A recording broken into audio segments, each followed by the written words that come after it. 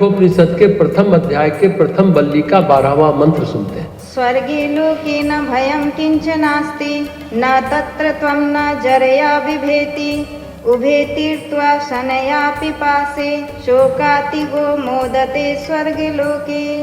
पहला वरदान पाकर नचिकेता बोला, हे यमराज, स्वर्ग लोक में किंचित मात्र भी भय नहीं है। वहाँ मृत्यु रूप स्वयं आप भी नहीं, वहाँ कोई बुढ़ापे में भी भय नहीं करता। स्वर्ग लोक के निवासी भूख और प्यास दोनों से पार होकर दुखों से दूर रहकर आनंद भोगते हैं। गीता प्रेस की व्याख्या कहती है, मैं जानता हूँ कि स्वर्ग लोक बड़ा सुखकर है, वहाँ किसी प्रकार का भी भय नहीं है। स्वर्ग में न तो कोई वृद्धावस्था को प्राप्त होता है और न जैसे मृत्यु लोक में आप यानी मृत्यु के द्वारा लोग मारे जाते हैं वैसे कोई मारा ही जाता है। वहाँ मृत्युकालीन संकट नहीं है। धरती पर जैसे प्रत्येक प्राणी भूख और प्यास दोनों की ज्वाला में जलते हैं वैसे वहाँ जलना नहीं पड़ता। वहाँ के निवासी शोक से तरकर सदा आनंद भोग। लेकिन एक बात यह महत्वपूर्ण है, जब तक पुण्य है आपके पास तभी तक आप स्वर्गलोक में रह सकते हैं। भगवत गीता भी कहती है कि इस विशाल स्वर्गलोक को पुण्य आत्माएं भोगती है और पुण्य छीन होने पर मृत्यु को प्राप्त होती है। पुण्यार्जन कितने भी तरीके से होता है। पुण्य प्राप्त करने का अनेक तरीका है। अग्नि विद्या यानी यज्ञ से पुण्य अर्जन होता है, सेवा से पुण्य अर्जन होता है,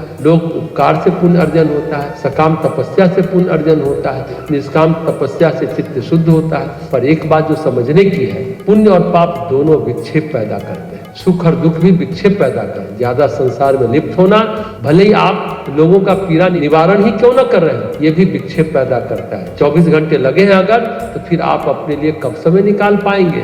अपने उत्थान के लिए, चित्त शुद्धि के लिए कब समय निकाल पाएंगे? इसलिए अनासक्त भाव से डिटैच होकर काम करें। पुण्य और पाप का जब संतुलन होता है तभी व्यक्ति स्थिर होकर बैठ सकता है। अधिक पुण्य तब भी शरीर स्थिर होकर नहीं बैठेगा, बहुत पाप चढ़ा हो तब भी स्थिर होकर नहीं बैठेगा। इस मंत्र में कहा गया वहाँ मृत्युकालीन संकट नहीं है।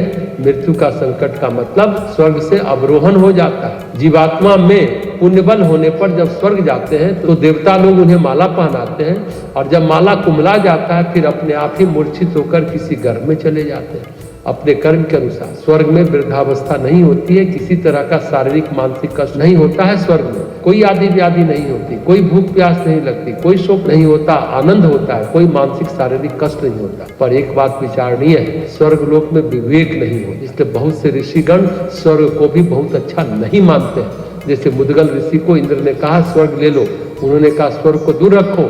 ऊपर से और बोल दिया कि जो सुख इंद्र शची के साथ भोगता है यहाँ धरती पर कुत्ता कुतिया के साथ घोड़े में यानी कूड़े की ढेर में भोगता है। ऐसा पुराणों में लिखा है। मुदगल ऋषि ने इंद्र को भगा दिया। दरअसल परम स्वर्ग परम सुख ईश्वर के नाम में। दुख में थोड़ा विवेक जग सकता है, संभावना है, पर सुख में कुछ अपवाद को छोड़ करके विवेक प्रायः नहीं जग। आत्मा के तल पर चेतना हो तब तो कोई बात नहीं है, पर प्रायः सुख में चेतना सो जाती है। वैसे आत्मा के तल पर होगा तो स्वर्ग लोक में क्यों रहेगा?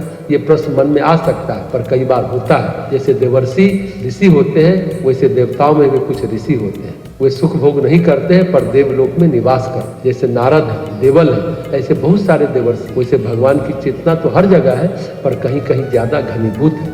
कभी कभी बंधन में होने का मतलब बाध्य होना नहीं होता है। कोई ऐसा बंधन ही नहीं है जो आत्मा को बांध सके। जिस समय आदमी अपने आत्म स्वरूप का चिंतन करता है तो बंधन ठहरता ही नहीं है। क्या अग्नि की ज्वाला को सूत से धागे से बांधा जा सकता है? नहीं बांधा जा सकता। कुछ ऐसी आत्माएं होती हैं जो स्वर्ग में रहकर भी हमेशा निर्लिप्त रहती है। नचिकेता उसी स्तर की आत्मा है, आत्म स्वरूप में चिंतन करने वाली। उसी तरह बंधा हुआ व्यक्ति कैसा होता है, कुंठा क्या होती है, अहंकार क्या होता है, पद पर जाने के बाद भी, शक्तिशाली होने के बावजूद भी मन में एक कॉम्प्लेक्स रहता है। वह व्यक्ति किस तरह से रिएक्ट करता है, अपने उस कुंठा के गम को कैसे कम करता है, एक उदाहरण से समझ सकते हैं।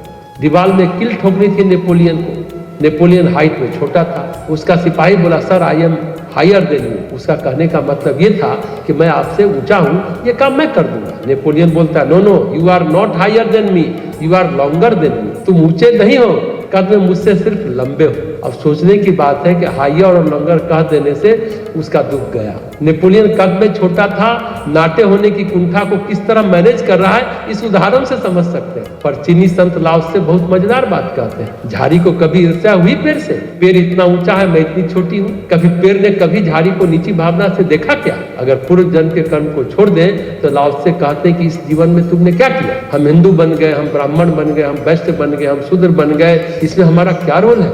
जिस कुल खानदान में जन्म लिए इसलिए उस जाति के कहलाए। लाओत्से से कहते हैं अगर योग्यता को पद और मर्यादा यानी मान सम्मान न मिले तो लोग परस्पर विग्रह यानी लड़ाई झगड़ा से मुक्त रहेंगे, फिर कोई ईर्ष्या द्वेष ऊंच नीच नहीं रहेगा। अगर वस्तुओं को इतना महत्व न मिले कि सोना इतना महंगा, चांदी इतनी महंगी, तो लोग दस्युओं की वृत्ति से यानी चोरी डकैती की प्रवृत्ति से मुक्त रहे, फिर कोई चोरी नहीं करेगा। इसलिए उपनिषद के ऋषि कहते हैं कि हमेशा शुभ कर्म करो, इसलिए शुभ कर्म करो कि प्रकृति आपके कर्मों से उजाले को प्राप्त। जब सामूहिक रूप से शुभ कर्म होगा तो रोग और शोक किसी को नहीं व्यापेगा। स्वर्ग में रोग शोक क्यों नहीं है? क्योंकि सामूहिक रूप से शुभ कर्मों से समन्वित समृद्ध व्यक्तित्व वहां विराजमान है, तो वहां परेशानी नहीं है। अगर धरती पर ऐसा हो जाए तो धरती पर भी नहीं रहेगा। जैसे रामराज में दैहिक दैविक और भौतिकता किसी को नहीं व्यापता था, सभी हंसी खुशी मिलजुल कर जीवन जीते थे। मनुष्य में देवत्व का उदय और धरती पर स्वर्ग के अवतरण का अभिप्राय भी यही है। अगले मंत्र में नचिकेता दूसरे वरदान के रूप में वही अग्नि विद्या मांगते हैं।